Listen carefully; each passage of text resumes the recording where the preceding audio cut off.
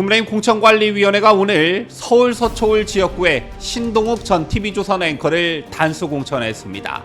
신전 앵커의 단수 공천으로 이 지역 현역인 재선의 박성준 의원이 컷오프 됐는데요. 이 밖에 국민의힘은 서울 강서울의 박민식 전 국가보훈부 장관을, 서울 영등포 갑에는 김영주 국회부의장을 우선 공천했습니다. 이제 막바지로 접어든 국민의힘의 공천 관련 소식 전해드리고 이 3명과 관련한 총선 전망도 함께 해보는 시간을 갖도록 하겠습니다.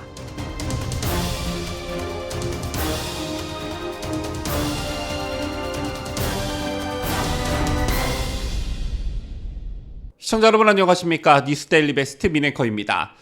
입당부터 관심을 불러모았던 신동욱 전 TV조선 앵커가 오늘 서울 서초울 지역구에 단수 공천됐습니다. 생각보다 결과 발표가 늦어지면서 소식을 애타게 기다리셨던 분들 많으실 거라 생각하는데요. 지난달 중순 국민의힘 공관위가 공천 면접 결과를 발표하면서 서울 서초울 지역구에 신동욱 전 TV조선 전 앵커, 그리고 이 지역 현역 의원인 박성중 의원, 그리고 지성호 비례대표 의원이 경쟁하게 될 것이다, 이렇게 공표한 바 있습니다.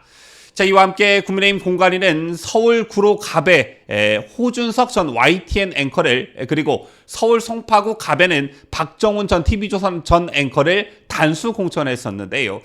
제처럼 단수 공천을 받은 호준석, 박정훈 전 앵커와는 다르게 신동욱 전 앵커의 경우 다른 현역 의원들과 경쟁을 벌이게 됨으로써 그 결과에 많은 관심이 쏠렸습니다. 그리고 결국 오늘 신동욱 전 앵커가 서울 서초울 지역구에 단수 공천됐다는 소식이 알려진 것인데요. 제로서 서울 서초울 지역구도 전국적 관심을 받는 그런 선거구가 될 확률이 매우 높아졌습니다. 왜냐하면 이 지역구에 야당 후보로 나선 사람이 바로 홍익표 더불어민주당 원내대표이기 때문입니다. 지난달 더불어민주당은 일찌감치 홍익표 원내대표를 서울 서초울에 단수 공천했었는데, 서울 충성도 갑에서 내리 3선을 지낸 홍익표는 2022년 6월 민주당 지역위원장 공모에서 서초울 출마를 공식 선언했었습니다. 이게 의미하는 바는 지역구를 옮긴 홍익표가 일찌감치 표밭을 다지면서 지역 관리를 해왔다, 이렇게도 볼 수가 있는 것인데요. 따라서 국민의힘 공관위의 고민도 상당히 깊었던 것으로 보여집니다. 국민의힘의 텃밭이긴 하지만 안심할 수 없는 지역이 됐기 때문인데, 현역 박성준 의원이 해당 지역에 3선에 도전을 했고, 현역 비례대표 의원인 지성호 의원, 그리고 인재 영입 인사인 신동욱 전 TV조선 앵커가 뛰어든 상황에서 신동욱 전 앵커의 인지도라든가 어떤 인기적인 측면을 굉장히 신중히 본 것 같습니다. 신전 앵커가 정치권에 뛰어들자마자 현역 의원 2명과 경쟁을 벌이고 경쟁에서 이기게 된 것인데요. 이것은 지난달 14일 단수 공천 지역 발표에서 빠졌기 때문에 경선이 유력하다는 말이 돌았지만 공관위원 3분의 2의 의결을 거쳐서 전략 공천할 가능성도 높게 점쳐지기도 했었습니다. 자, 아마 공관위에 많은 고심이 있었던 것 같은데 결국 신동욱 전 앵커가 단수 공천됐습니다. 자, 이것에 대한 박성준 의원이나 지성호 의원의 반발 소식은 아직까지는 없는 상황이고요.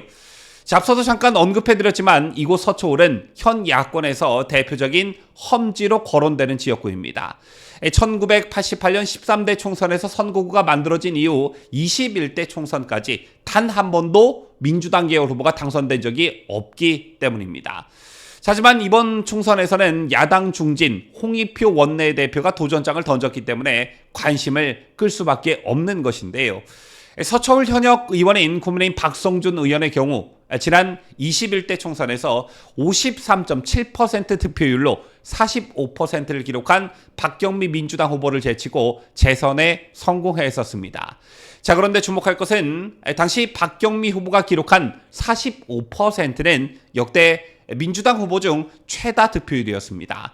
청와대 대변인 출신 박경미가 재선에 도전하는 박성준 의원과 붙었는데 45%의 득표를 기록했다. 그렇다면 박경미보다 인지도가 더 높은 현 야당 원내대표인 홍익표가 나온다면 이곳은 더 이상 국민의힘의 무풍지대가 아니다, 이런 고민이 있었던 것으로 보여지고, 따라서 앵커 출신의 인지도가 높고 대중적 인기가 있는 신동욱 앵커가 낙점된 게 아닌가 싶습니다. 자, 물론 이 지역구의 현역 의원인 박성중 의원의 경우 지난 21대 국회에서 방송통신위원회 소속 간사로 맹활약하면서 기울어진 언론 환경을 바로잡기 위한 노력을 하는 등의 나름의 역할을 충실히 한 의원으로 제가 기억하는데, 홍익표의 대항마로서는 부족하다는 판단을 국민의힘 공관위가 하지 않았겠는가, 이렇게 분석해 봅니다. 자, 그리고 오늘 발표된 공천 결과를 좀 더 들여다보면 관심이 가는 발표가 두 군데 더 있었습니다. 국민의힘 공관위는 서울 강서울의 박민식 전 국가보훈부 장관, 그리고 서울 영등포갑에는 김영주 국회 부의장을 우선 공천했습니다. 먼저 박민식 전 장관의 경우 더불어민주당 김민석 의원을 정조준한 86 운동권 저격 출마를 선언한 바 있죠. 하지만 이후에 해당 지역구가 경선 지역으로 지정이 되면서 박 전 장관은 경쟁자인 박용찬 전 당협위원장의 지지를 선언하면서 경선을 포기했고요. 이어서 강서울에 출마해달라는 당의 요청이 있었고, 이런 요청을 박 전 장관이 흔쾌히 받아들임으로써 이 지역 현역 의원인 재선의 더불어민주당 진성준 의원과의 맞대결이 성사됐습니다. 이 지역의 경우 김성태 전 의원이 18대 한나라당 때부터 20대 새누리당 때까지 내리 3선을 한 지역이었지만, 지난 21대 총선에서 당시 미래통합당 김태우 후보가 더불어민주당 진성준 후보에게 패하면서 지역구를 내주게 됐습니다. 하지만 이번 총선에서는 이 지역에 내리 3선을 한 김성태 전 의원이 총선의 밀알이 되겠다면서 백의종군을 선언했고, 박민식 전 장관이 투입된 만큼 진성준 정도는 꺾지 않겠나 조심스럽게 예측해 봅니다. 자, 그리고 마지막 국민적 관심을 모으고 있는 김영주 국회 부의장 또한 박민식 전 장관과 함께 영등포 갑에 우선 공천을 받았습니다. 아시다시피 김 부의장은 한국노총 전국금융노조 상임 부위원장 출신으로 17세 총선에서는 비례대표로 당선이 됐고요. 그 이후 19대부터 지난 21대까지 총선에서는 서울 영등포 갑 지역구에서 내리 3번 당선된 사선 중진의원입니다. 제 같은 이력을 가지고 있는 김영주 부의장이 이번엔 국민의힘의 당적을 가지고 이 지역에 출마하게 된 것인데, 영등포 갑은 서울 안에 대표적 민주당 우세 지역으로 꼽힙니다.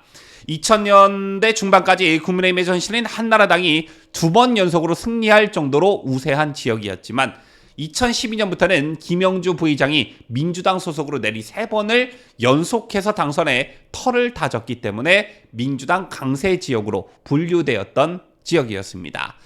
하지만 김영주 부의장이 이재명과 척을 지면서 국민의힘으로 들어왔고, 국민의힘으로서는 김 부의장이 10여 년간 닦아놓은 지역적 네트워크를 기반으로 이른바 험지를 탈환할 수 있는 절호의 기회를 엿볼 수 있게 된 것입니다. 다만 더불어민주당 후보로 나서게 된 최현일 전 구청장도 만만치 않다라는 관측도 나오고 있는데요.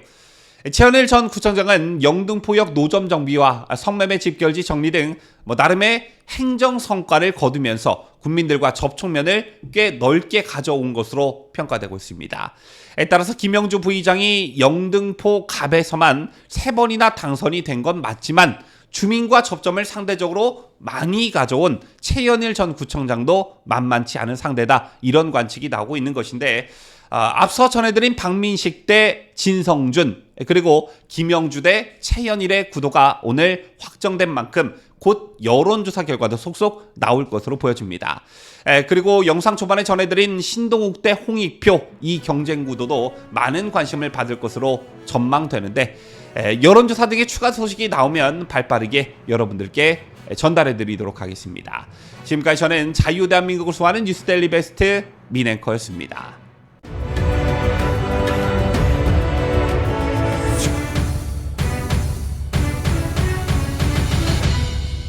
함께해요. 뉴스데일리 베스트.